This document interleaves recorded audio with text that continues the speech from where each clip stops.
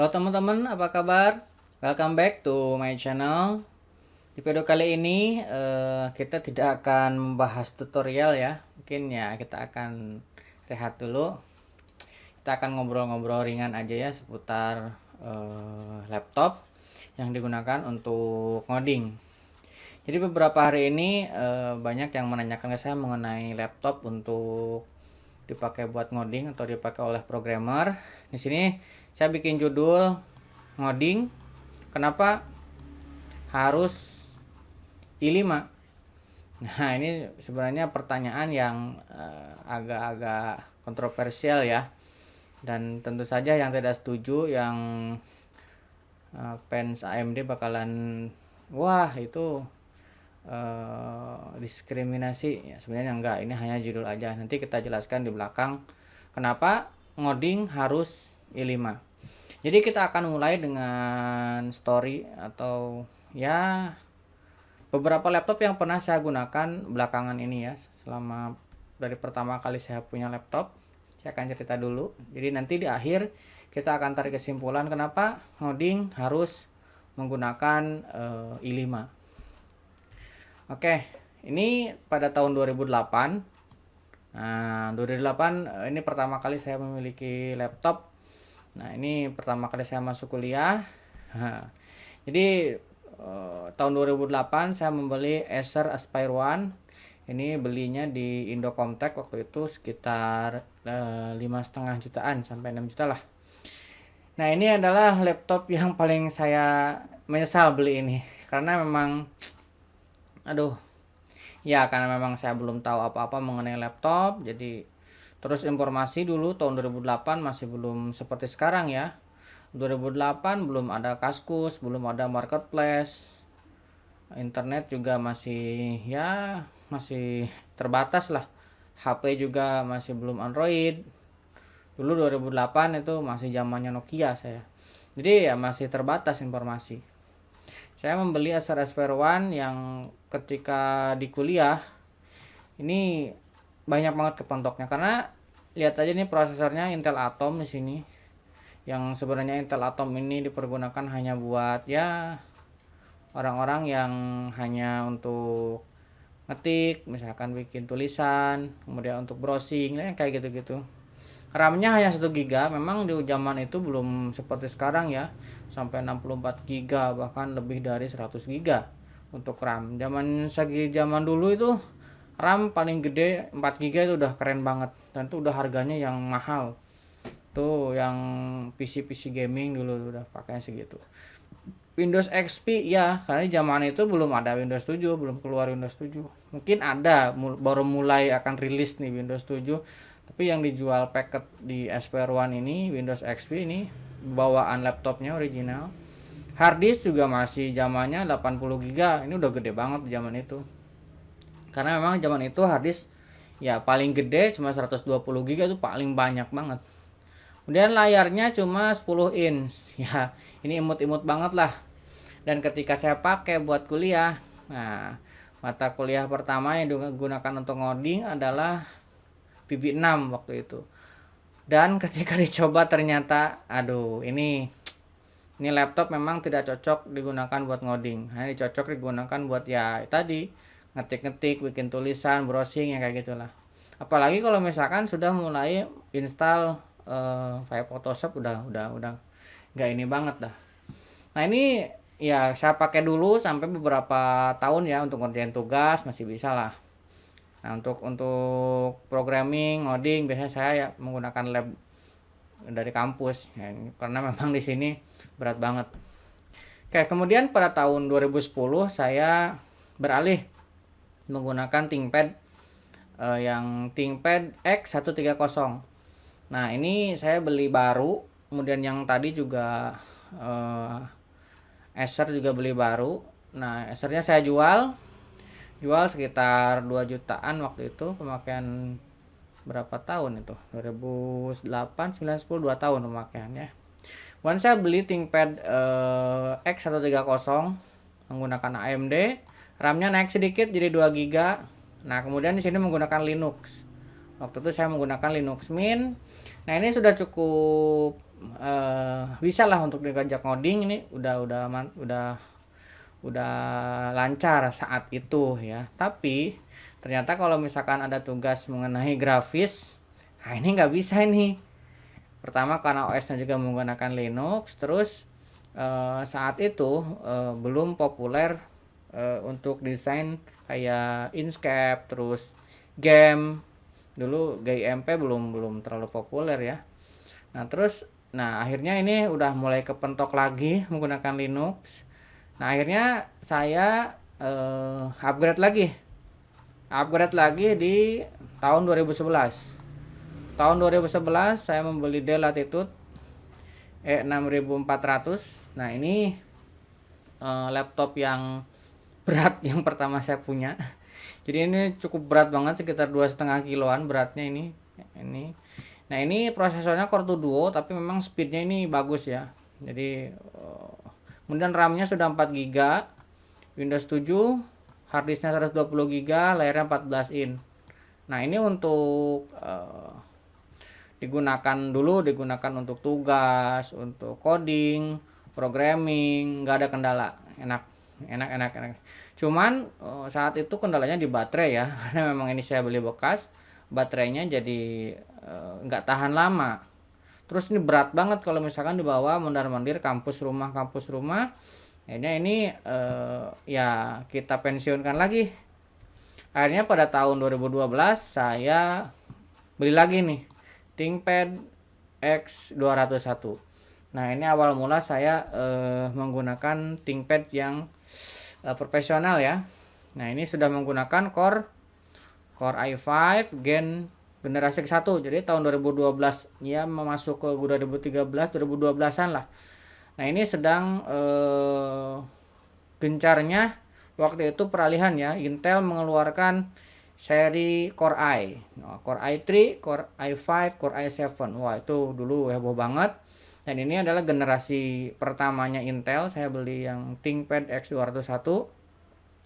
Nah di sini baru saya merasakan bahwa seperti inilah seharusnya laptop programmer.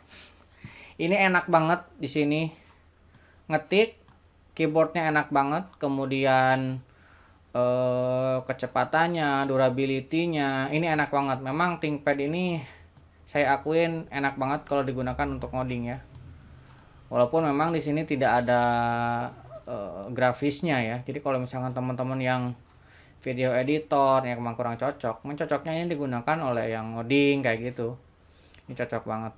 Dan ini enteng. Durability-nya bagus, enteng. Terus cepet ya, ini enak banget. Ini waktu itu saya belinya bekas sudah dipakai 1 tahun, karena ThinkPad ini garansinya 3 tahun, jadi masih memiliki masa 2 tahun garansi, 2 tahun lagi garansi kayak itu. Dan ini ketika saya beli bekas dan dari pengguna langsung, dan ini belum pernah dibongkar-bongkar. Jadi benar-benar dari pengguna selama setahun dipakai masih mulus semua. Belinya waktu itu sekitar 6 jutaan ya bekas. Dan ini saya beruntung dan saya tidak menyesal membeli ini karena memang enak banget dipakainya. Nah kemudian selama beberapa tahun, dari tahun 2012, nah di tahun 2014 kita upgrade lagi nih ke ThinkPad T440, karena dirasa layarnya terlalu kecil, kemudian beralih ke ThinkPad T440.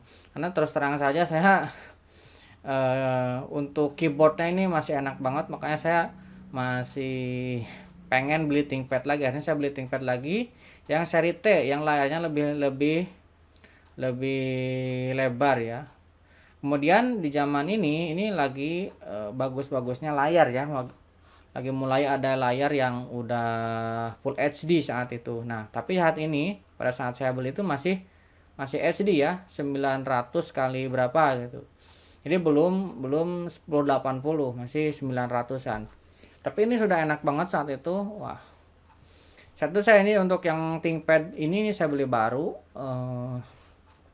beli baru harganya sekitar 8,5 sampai 9 juta ya. Dulu belum ada marketplace tahun 2014 ini, saya masih udah ada cuman belum populer ya. Saat itu saya beli di Kaskus. Kaskus ini dulu lagi naik-naiknya tahun 2014. Nah, dan saya juga banyak main di sana di Kaskus dulu tahun 2014.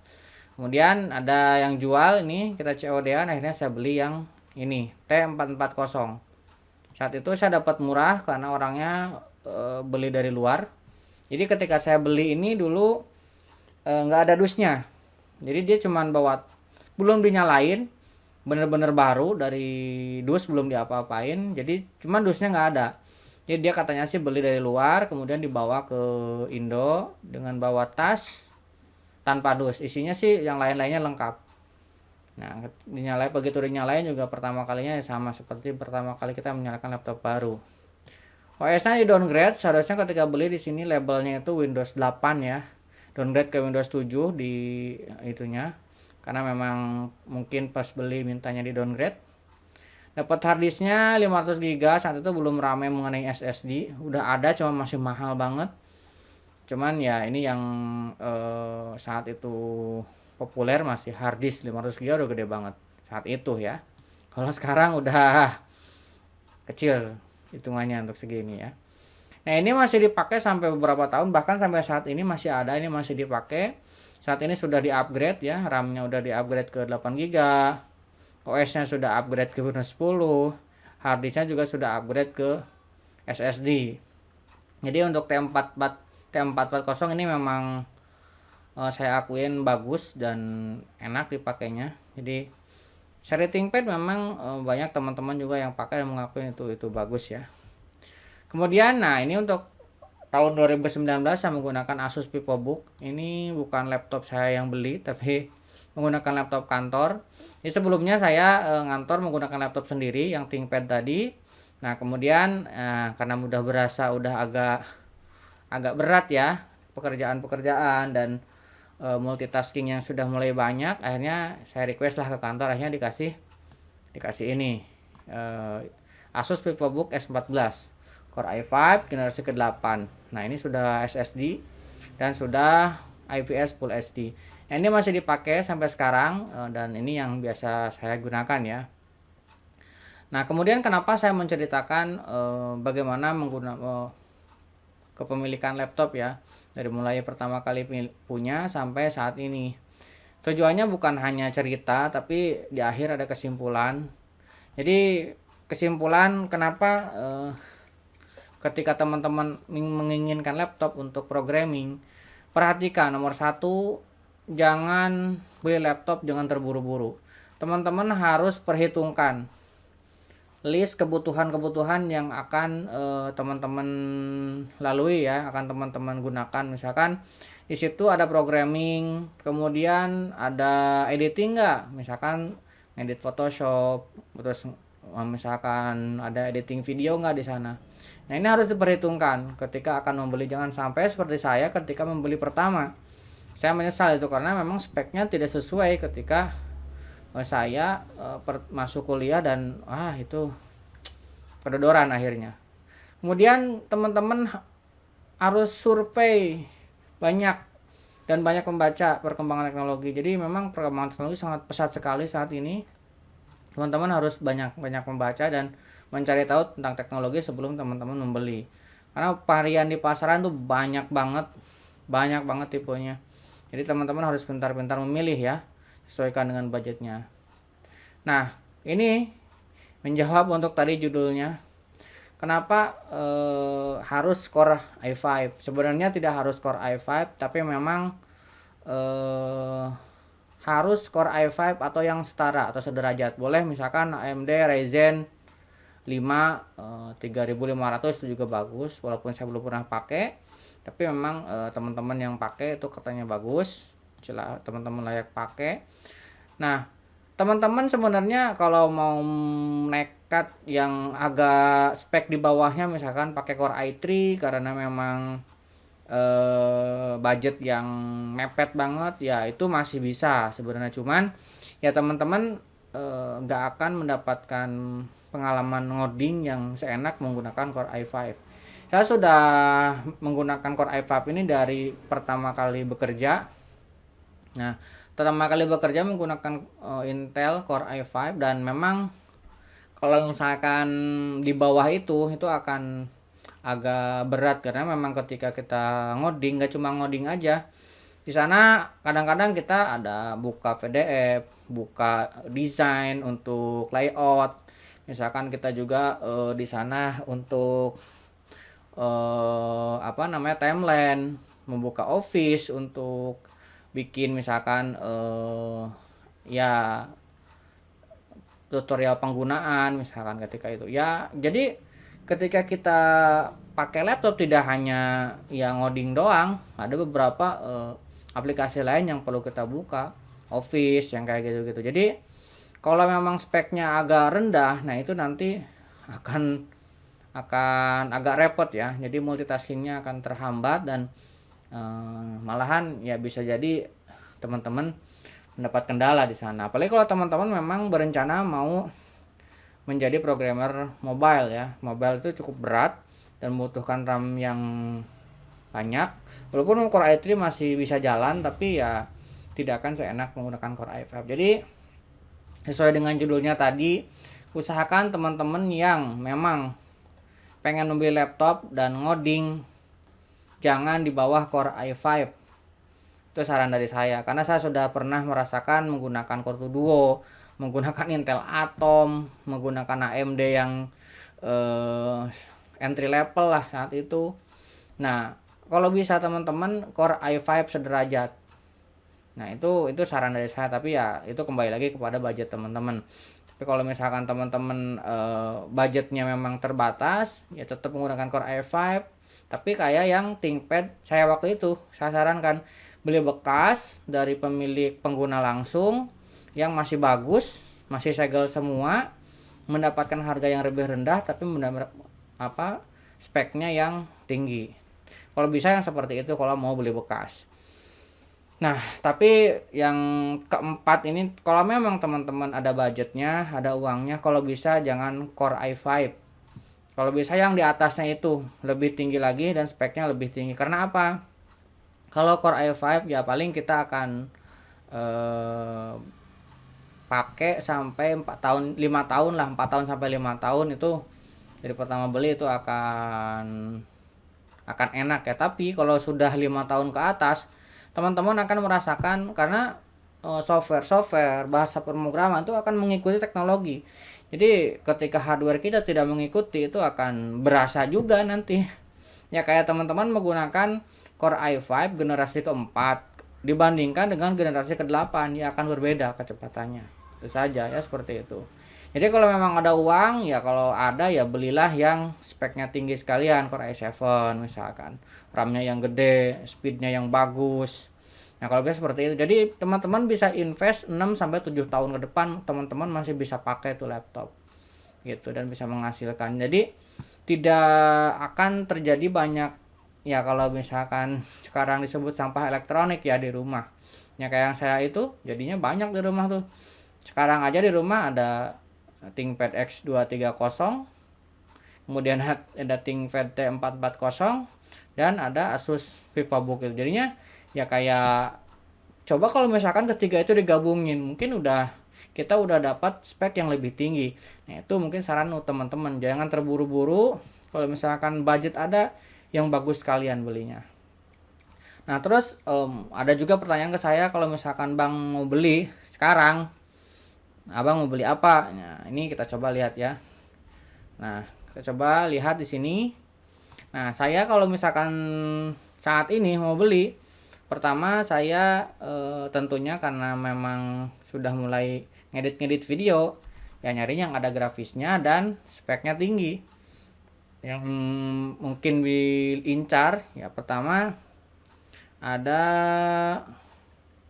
Legion 5. Nah, ini mungkin ini yang saya incar. Nah, karena apa di sini? Legion 5 kalau bisa yang Core i7 ataupun Ryzen 7 4800H. Kemudian karena di sini apa, speknya itu sudah 100% sRGB, kemudian RAM-nya udah 16 GB, kemudian sudah IPS, dan walaupun saya bukan gamer ya di situ sudah ada grafisnya. Jadi untuk editing video sudah menunjang ya, membantu ya. Kemudian yang lain HP Omen 15. Omen 15 kok 12 sih. HP Omen 15 tahun 2020. Nah, ini kalau misalkan ada lagi ya ini HP Omen, walaupun ininya layarnya memang belum 100% tapi spesifikasinya sudah masuk ya. Jadi untuk editing ya masih bisa. Ataupun teman-teman kalau misalkan ada ya ini, karena saya masih suka dengan ThinkPad ya, saya akan ngincer ThinkPad yang ada grafisnya. ThinkPad yang ada grafisnya ya ThinkPad seri P, bisa P53 ataupun tapi memang harganya mahal ya. Ada ThinkPad V53, terus ada ThinkPad V1. Nah, yang seri P itu ada grafisnya. Jadi kemungkinan ya kalau misalkan mau milih, jadi saya tidak akan beli lagi laptop kalau yang masih Core i5, karena memang lebih baik saya ngumpul dulu, nabung dulu, dan nanti baru beli yang bagus sekalian. Karena saya sudah merasakan menggunakan laptop yang nanggung akhirnya jadi malah numpuk kayak sampah elektronik jadinya gitu. Ataupun bisa juga MacBook Pro tahun 2020, tapi ya ini masih masih dilema ya, karena memang Apple lagi transisi ke Apple Silicon. Jadinya saya agak ragu untuk beli saat ini, karena rumornya Apple Silicon itu nanti software berbasis Intel tidak akan bisa jalan di Apple Silicon. Jadi ya mungkin nanti refresh untuk software terbarunya jadi nggak bisa dijalanin. Nantinya itu walaupun dari pihak Apple-nya menjamin akan ada transisi yang smooth, tapi ya namanya juga teknologi peralihan ya. Jadi saya masih ragu untuk saat itu untuk ini. Tapi ya kita lihat aja nanti gimana kebutuhannya ya. Oke, mungkin itu cerita-cerita sedikit mengenai laptop ya. Mudah-mudahan teman-teman ada yang terinspirasi dan mengambil pelajaran dari yang saya alami saat ini. Dan saya menyarankan teman-teman jangan terburu-buru membeli laptop kalau misalkan ada budgetnya yang bagus sekalian, karena jangan sampai laptop yang teman-teman miliki hanya menjadi sampah elektronik dan masa waktu pemakaiannya jadi pendek gitu. Jadi kalau misalkan teknologi yang bagus sekalian, masa pakainya jadi lebih panjang untuk teman-teman pakai gitu kan. Oke, mudah-mudahan sharing ini bermanfaat buat teman-teman. Buat teman-teman yang belum subscribe, silahkan subscribe supaya tidak ketinggalan video selanjutnya. Sampai ketemu di video selanjutnya.